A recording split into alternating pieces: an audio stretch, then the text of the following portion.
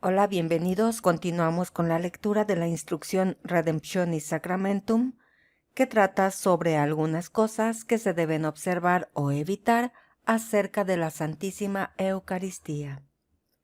Hoy corresponde leer el capítulo 3, que se titula La celebración correcta de la misa. Iniciemos. La materia de la Santísima Eucaristía. El pan que se emplea en el santo sacrificio de la Eucaristía debe ser ácimo, de solo trigo y hecho recientemente, para que no haya ningún peligro de que se corrompa.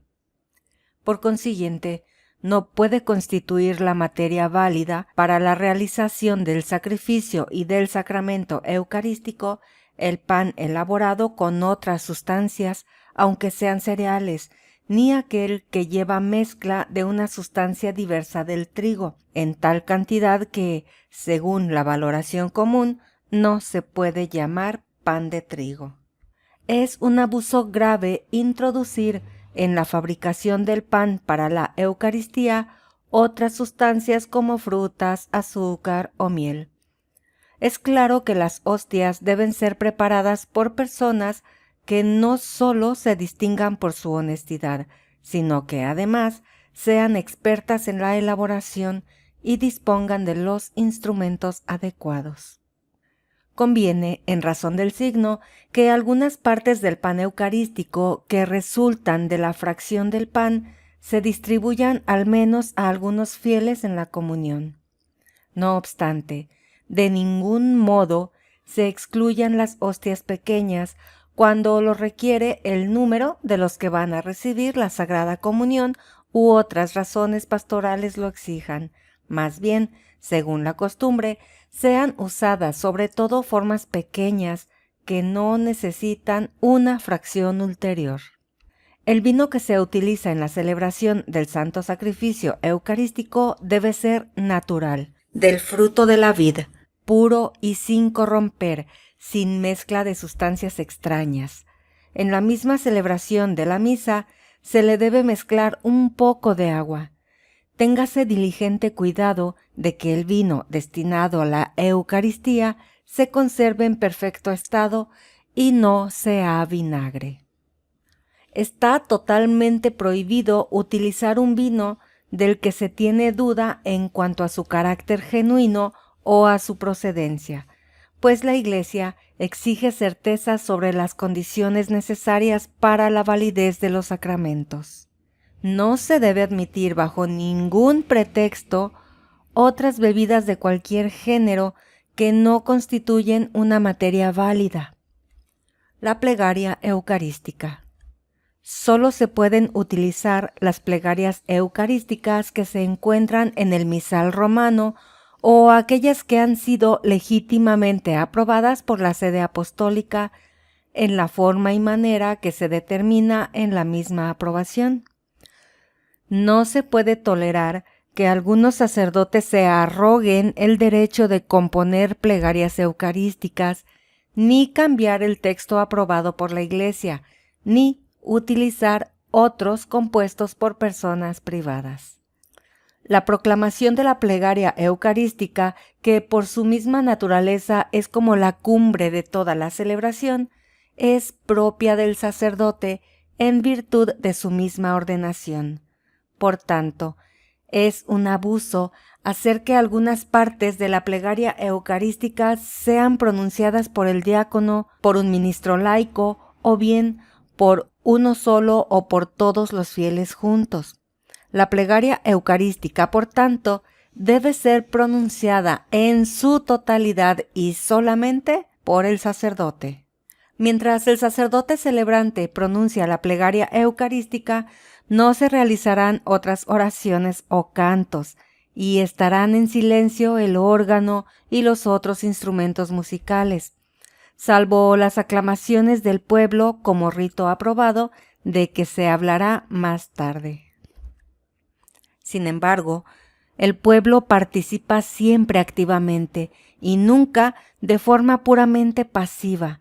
Se asocia al sacerdote en la fe y con el silencio, también con las intervenciones indicadas en el curso de la plegaria eucarística, que son las respuestas en el diálogo del prefacio, el santo, la aclamación después de la consagración y la aclamación Amén después de la doxología final, así como otras aclamaciones aprobadas por la Conferencia de Obispos y confirmadas por la Santa Sede. En algunos lugares se ha difundido el abuso de que el sacerdote parte la hostia en el momento de la consagración durante la celebración de la Santa Misa. Este abuso se realiza contra la tradición de la Iglesia. Sea reprobado y corregido con urgencia. En la plegaria eucarística no se omita la mención del sumo pontífice y del obispo diocesano, conservando así una antiquísima tradición y manifestando la comunión eclesial. En efecto, la reunión eclesial de la Asamblea Eucarística es comunión con el propio obispo y con el romano pontífice. Las otras partes de la misa. Es un derecho de la comunidad de fieles que, sobre todo en la celebración dominical, haya una música sacra adecuada e idónea según costumbre, y siempre el altar, los paramentos y los paños sagrados, según las normas, resplandezcan por su dignidad, nobleza y limpieza. Igualmente, todos los fieles tienen derecho a que la celebración de la Eucaristía sea preparada diligentemente en todas sus partes, para que en ella sea proclamada y explicada con dignidad y eficacia la palabra de Dios. La facultad de seleccionar los textos litúrgicos y los ritos debe ser ejercida con cuidado, según las normas, y las letras de los cantos de la celebración litúrgica custodien y alimenten debidamente la fe de los fieles.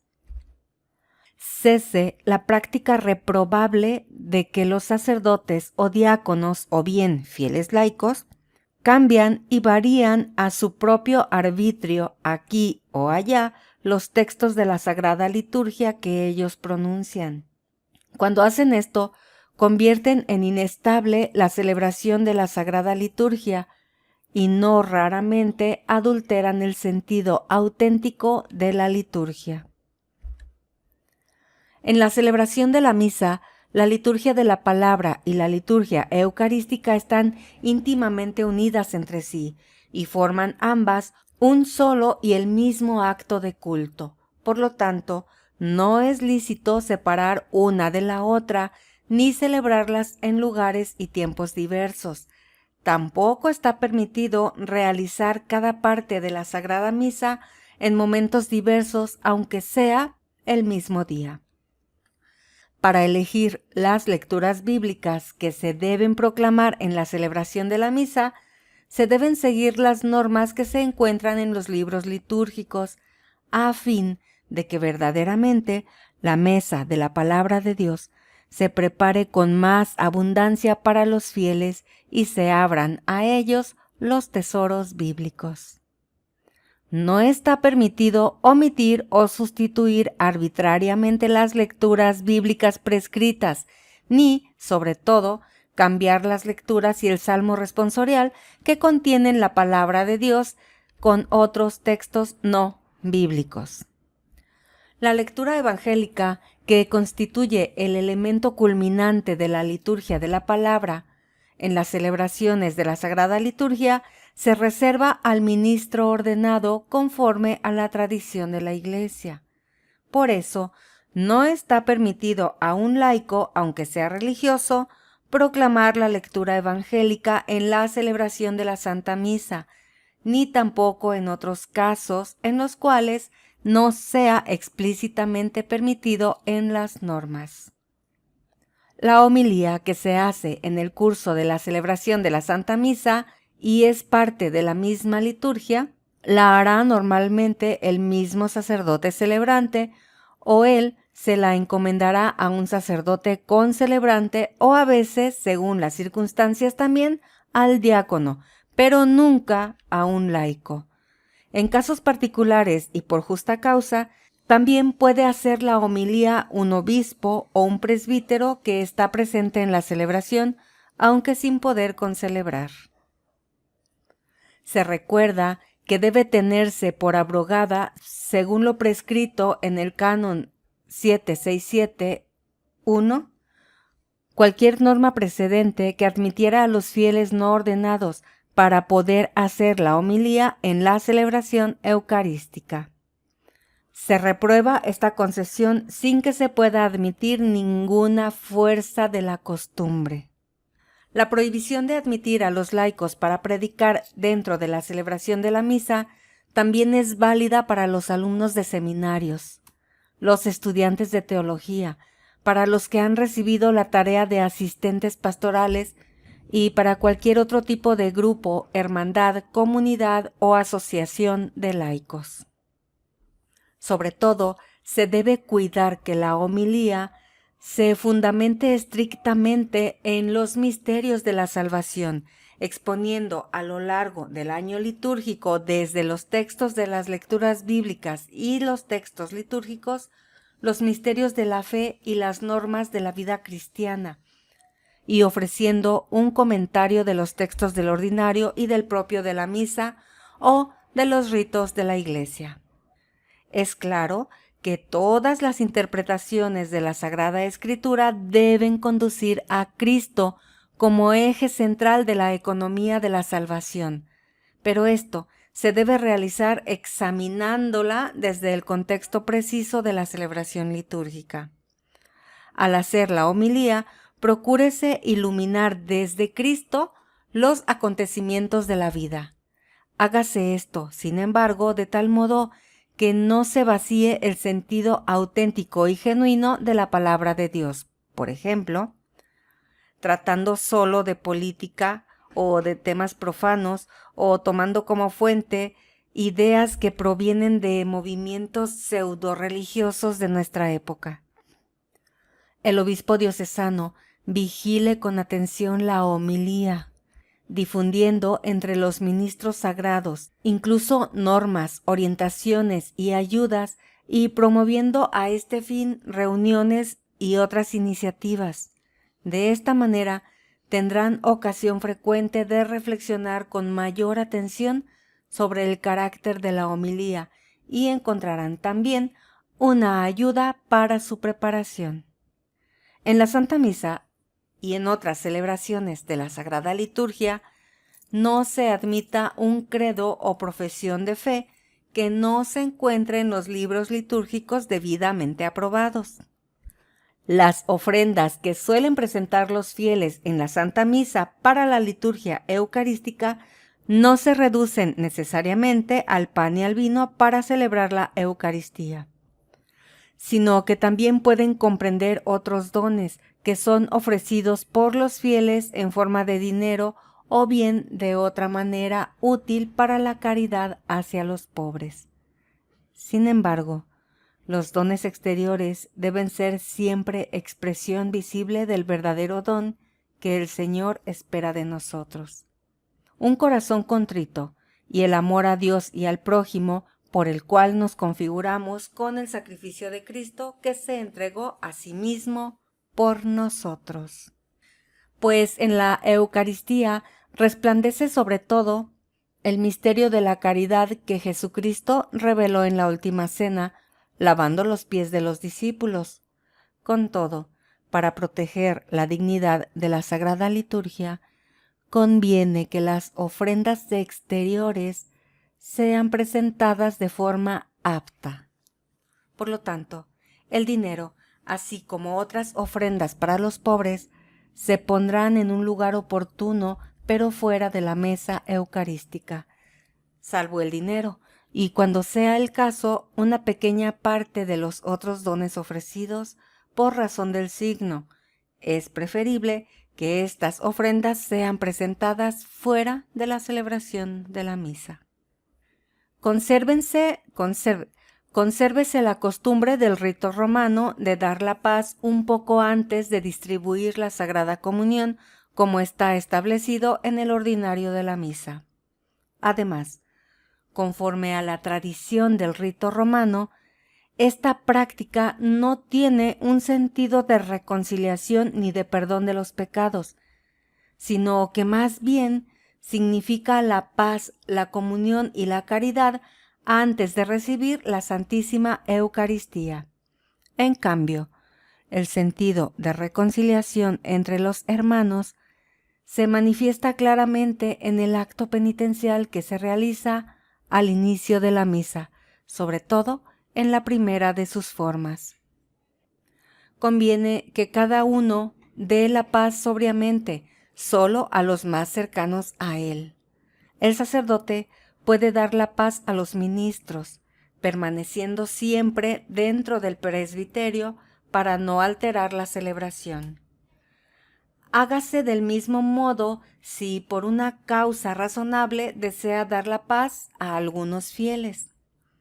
En cuanto al signo para darse la paz, establezca el modo la conferencia de obispos, con el reconocimiento de la sede apostólica, según la idiosincrasia y las costumbres de los pueblos.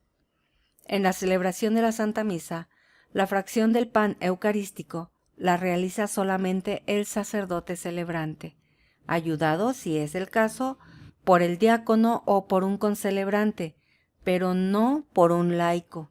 Se comienza después de dar la paz mientras se dice el Cordero de Dios.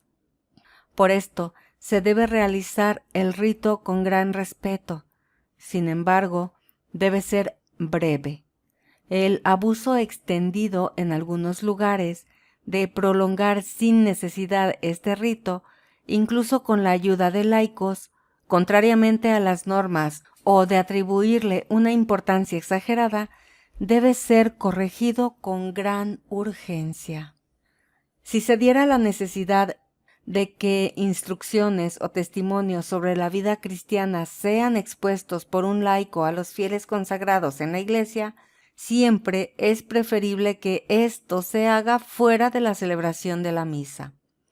Por causa grave, sin embargo, está permitido dar este tipo de instrucciones o testimonios después de que el sacerdote pronuncie la oración después de la comunión.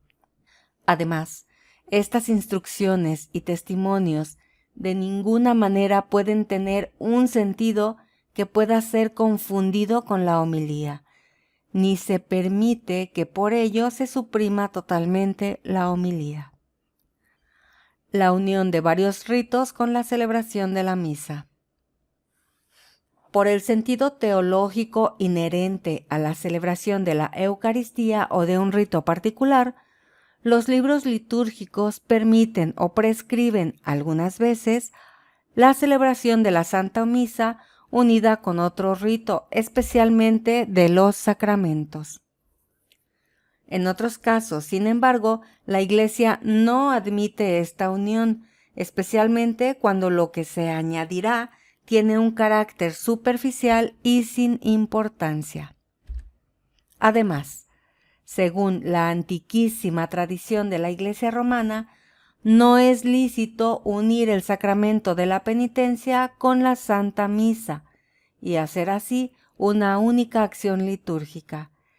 Esto no impide que algunos sacerdotes, independientemente de los que celebran o concelebran la misa, escuchen las confesiones de los fieles que lo deseen, incluso mientras en el mismo lugar se celebra la misa, para atender las necesidades de los fieles, pero esto hágase de manera adecuada.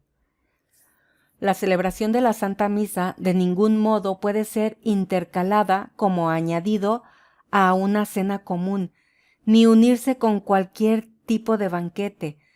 No se celebre la misa, a no ser por grave necesidad, sobre una mesa de comedor, o en el comedor, o en el lugar que será utilizado para un convite, ni en cualquier sala donde haya alimentos, ni los participantes en la misa se sentarán a la mesa durante la celebración.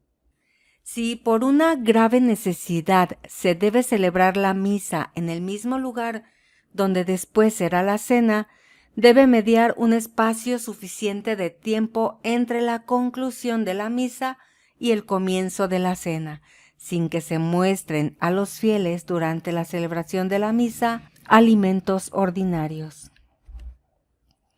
No está permitido relacionar la celebración de la misa con acontecimientos políticos o mundanos, o con otros elementos que no concuerdan plenamente con el magisterio de la Iglesia Católica. Además, se debe evitar totalmente la celebración de la misa por el simple deseo de ostentación o celebrarla según el estilo de otras ceremonias, especialmente profanas, para que la Eucaristía no se vacíe de su significado auténtico. Por último, el abuso de introducir ritos tomados de otras religiones en la celebración de la Santa Misa en contra de lo que se prescribe en los libros litúrgicos se debe juzgar con gran severidad. Llegamos al final de la lectura del capítulo 3. Te invito a que me acompañes la semana que viene para dar lectura juntos al capítulo 4, que se titula La Sagrada Comunión. Muchas gracias por acompañarme. Sigamos leyendo y aprendiendo juntos.